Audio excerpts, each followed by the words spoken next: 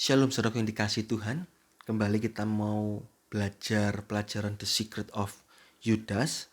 Kita sudah masuk di dalam ayat yang kelima. Ayat yang keempat sudah belajar 3, 2, 1 sudah belajar. Sekarang kita masuk ke ayat yang kelima. Dari ayat yang kelima ini kita sudah mulai contoh-contoh saudaraku. Ya, contoh-contoh. Ayat yang keempat itu ada satu contoh, yaitu adalah contoh orang fasik. Yang kedua, ini Israel, bangsa Israel. Ayat yang kelima. Ayat yang kelima kita bagi di dalam dua bagian. Bagian yang ke-5A dan 5B. Kita bagi ayat yang kelima ini bagi dua ya. 5A itu tentang diulangi walaupun telah tahu, diingatkan walaupun sudah ingat. Itu Yudas 1 ayat yang kelima. Saya bacakan Yudas 1 ayat yang kelima. Tetapi sekalipun kamu telah mengetahui semuanya itu dan tidak meragukannya lagi, aku ingin mengingatkan kamu bahwa memang Tuhan menyelamatkan umatnya dari tanah Mesir, namun sekali lagi membinasakan mereka yang tidak percaya. Itu dalam terjemahan baru. Dalam bahasa Inggris yang di Indonesia kan, atau King James Indonesia, itu berbunyi seperti ini. Tetapi saya ingin mengingatkan kamu, walaupun kamu pernah mengetahui hal-hal ini. Kita sampai di sini dulu. Bagian yang ke B itu adalah 5B itu kita mau bahas bangsa Israel. Itu dalam video berikutnya saudaraku ya. Jadi 5A ini kita mau belajar diulangi walaupun sudah tahu, diingatkan walaupun sudah ingat. Ini kalimat ini kalau sebagai manusia itu menjengkelkan. Banyak orang atau sebagian orang berkata, wes tahu, sudah tahu. Kok ingat no terus. Bosen aku. Nah kan begitu. Biasanya emosi atau jengkel atau marah. Karena apa? Sudah tahu kok diingat-ingatkan terus.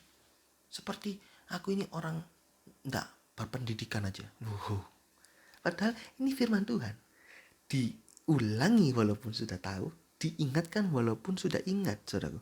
Yudas ingin berusaha mengingatkan lagi atau mengulangi lagi walaupun pembacanya ini sudah tahu. Tentang apa sih? Ya tadi ayat 5 ini tentang bangsa Israel.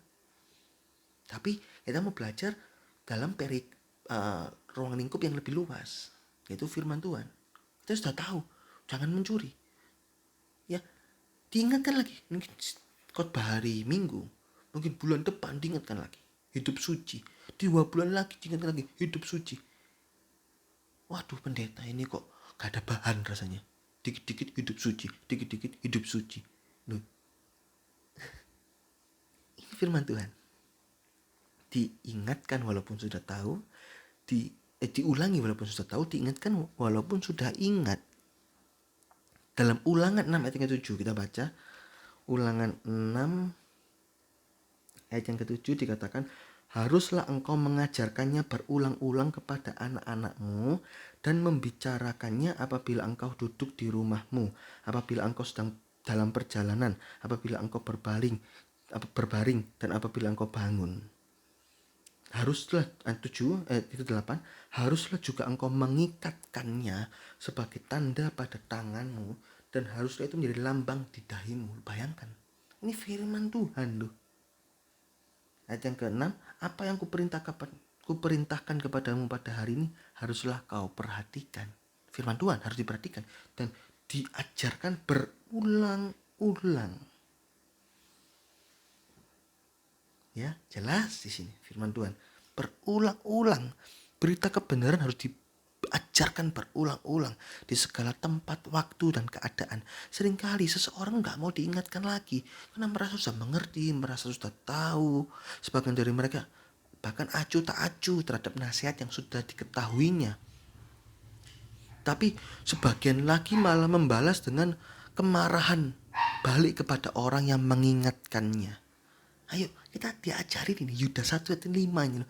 Diulangi walaupun sudah tahu, diingatkan walaupun sudah ingat. Ini ditegaskan kembali tentang sifat Allah yang suka mengulangi nasihatnya agar apa? Agar benar-benar melekat pada pikiran dan perbuatan umatnya. Dikatakan di sini, ikatkan, Ulangan 6 ayat yang ke-8, sebagai tanda kepada pada tanganmu. Tangan ini lambang perbuatan, dan haruslah itu menjadi lambang pada dahimu dalam pikiran. Sampai ceket. Dalam bahasa Jawa itu lengket, ceket.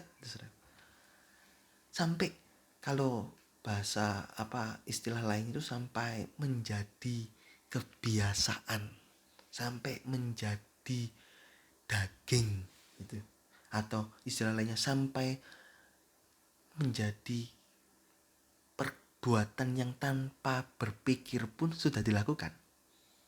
Tentu jujur, sudah kebiasaan jujur ya, bahkan tanpa perlu ada beban lagi untuk berkata jujur.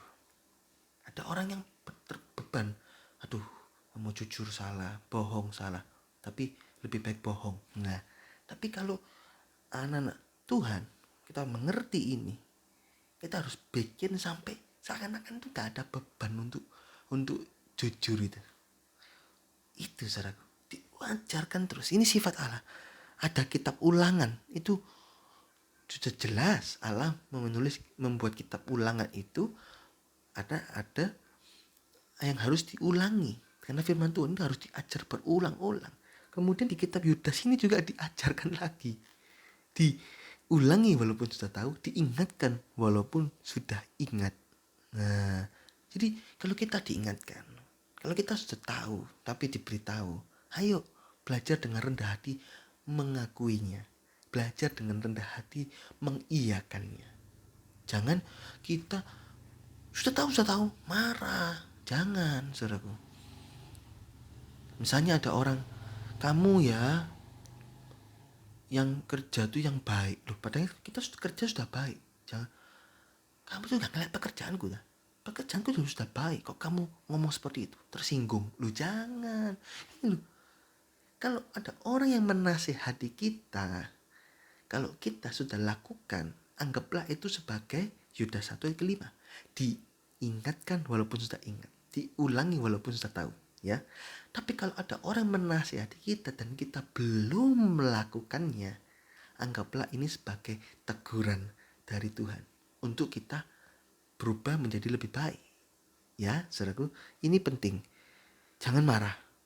Peringatan, teguran, nasihat, himbauan harus kita dengarkan. Baik-baik, dengarkan baik-baik. Benar-benar menjadi kebiasaan dalam pikiran dan perbuatan kita. Walaupun kita sudah begitu baik menguasainya, ini ya. Tapi saat orang lain menjelaskan, ayo belajar rendah hati, belajar dengan lemah lembut. Orang yang marah berarti dia adalah orang yang sombong karena merasa sudah mengerti, sehingga jika jatuh ada penyesalan. Oh iya, sorry. Tapi penyesal eman. Kalau jatuh dari sepeda, jatuhnya cuman ya kepleset, ya lecet, mungkin lututnya jatuh lecet, dibiarkan, dikasih obat merah itu sudah baik. Ya mungkin kalau ada bekasnya kecil. Tapi kalau jatuhnya itu dari sepeda motor, misalnya kebut-kebutan terus jatuh, patah tulang. Pada waktu tulang itu mau disambung kembali, nggak bisa. Akhirnya diamputasi. Itu adalah cacat seumur hidup. Jadi sebelum kita mengalami hal-hal seperti itu, saudara, ayo saat orang lain menasihati kita, kita mau periksa diri, apapun itu. Ngerti nggak ngerti? Kalau sudah ngerti, itu menjadi pengulangan. Supaya kita diingatkan, oh iya, oke, lebih kuat lagi.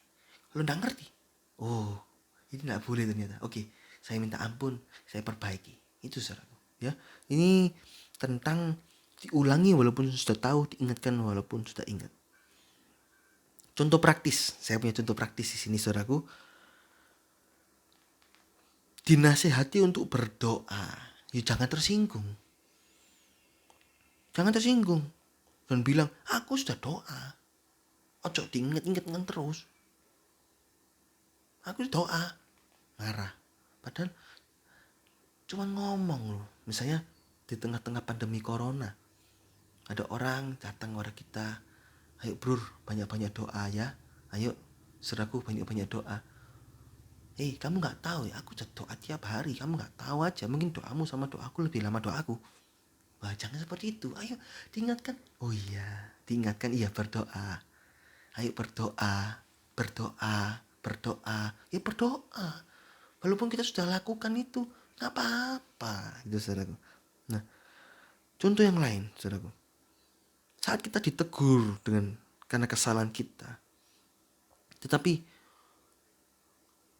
mereka berani menegur diri kita, itu lebih kaya, lebih berpendidikan. Jangan sombong juga. Jangan marah. Itu lebih di atas kita. Kalau kita yang di atas ditegur yang di bawah, juga jangan sombong. Juga jangan marah, tersinggung, jangan. Loh, kamu siapa negur saya? Jangan seperti itu, saudaraku. Ini ya. Nah, contoh-contoh seperti ini sangat jahat di mata Tuhan. Akhirnya akan berakhir dengan penyesalan kalau sampai kita mengalami hal-hal yang gak enak, saudaraku. Ayolah, kita mau berterima kasih kepada orang-orang yang sudah mengingatkan kita, walaupun kita sudah ingat, sudah memberitahu kita, walaupun kita sudah tahu. Nah, ya, berarti orang-orang tersebut itu dipakai Tuhan untuk mengingatkan kita. Coba kita baca Amsal 6 ayat yang ke-20 sampai 22. Hai anakku, peliharalah perintah Allahmu dan janganlah menyia-nyiakan ajaran ibumu. Tambatkanlah senantiasa semuanya itu pada hatimu, kalungkanlah pada lehermu.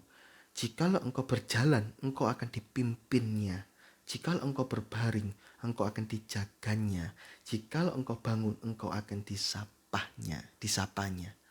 Ini saudaraku, perintah Tuhan diulang-ulangi. Itu menguatkan kita, untuk membuat kita tetap pada jalan track yang benar. Nah ini saudaraku ya, belajarlah kita menasihati orang lain, belajarlah juga kita mau dinasehati agar sama-sama bertumbuh dalam Tuhan. Puji Tuhan saudaraku, ini bagian ke-5A. Lain waktu kita akan belajar di video selanjutnya, kita akan belajar contoh bangsa Israel saudaraku ya. Puji Tuhan, Tuhan Yesus memberkati.